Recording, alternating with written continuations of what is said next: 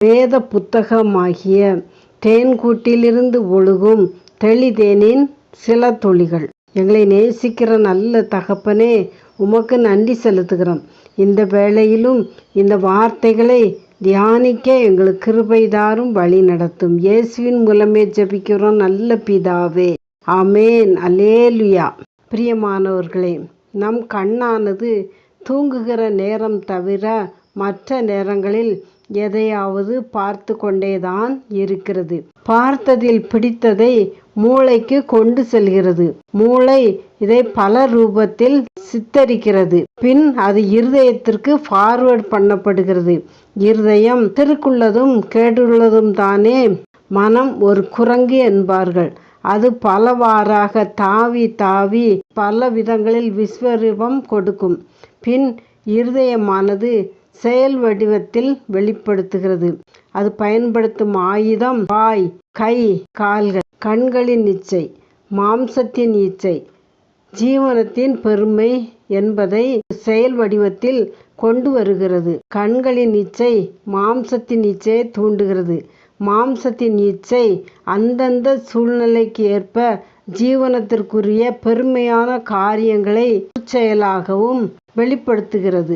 ஏமாற்றுதல், பொறாமை, பெருமை, அசுத்தம், அநீதி, அநியாயம், அக்கிரமம், துரோகம், வஞ்சகம், காமம், கொலை, கற்பழிப்பு, இப்படியாக பல பல விதத்தில் செயல் வடிவத்தில் சக மனிதர்களோடு மாயையான பேச்சு மூலமாக, கள்ளத்தனமான வலதுகை மூலமாக, தீமை செய்ய விரைந்தோடும் கால்கள் மூலமாக காரியத்தை சாதிக்கிறது. தீவினையாக செயலாக்கப்படுகிறது.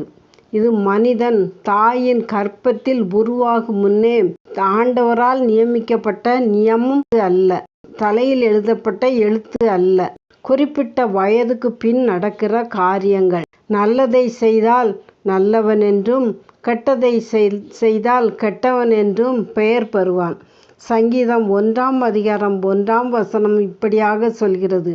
துன்மார்க்கன், பாவி, பரியாசக்காரன் என்று சொல்கிறது. ஒவ்வொருவருக்கும் முன்பாக 2 வழிகள் வைக்கப்படுகிறது. அதாவது ஒன்று மரண வழி, இன்னொன்று ஜீவ வழி. ஜீவ வழியை செலக்ட் பண்ணுகிறவர்கள் வேதத்தின்படி நடப்பார்கள். அவர்கள் ஆவியினாலே நித்திய ஜீவனை பிரதிபலனாக அறுப்பார்கள். மரண பாதையை செலக்ட் பண்ணுகிறவர்கள் மாம்சம் விரும்புகிறதையே செய்வார்கள். மாம்சத்தின்படி நடக்கிறவன் அழிவை அறுப்பான் என்று வேதம் சொல்கிறது. இங்குதான் கர்மம் என்பது ஆரம்பமாகிறது. கர்மம் செய்தவனையும் சும்மா விடாது, தேவ தண்டனையை அடையும்படி செய்யும். பாவம் செய்தவர்களுடைய கர்மத்தினால் அவர்கள் கண்களுக்கு முன்பாகவே பிள்ளைகள் பரிகாரம் செலுத்துவார்கள்.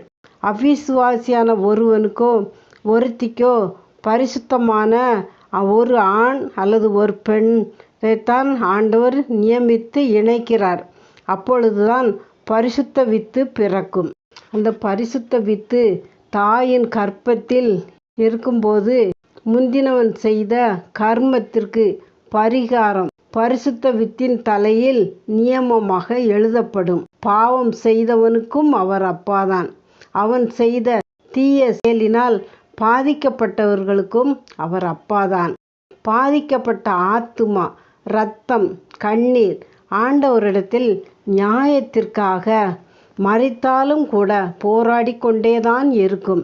இதை வெளிப்படுத்துதல் 6:10 பார்க்கலாம். பரிசுத்த வித்துதான் பெற்றோர் செய்த கர்ம வினையை பரிகாரம் செய்கிறார்கள்.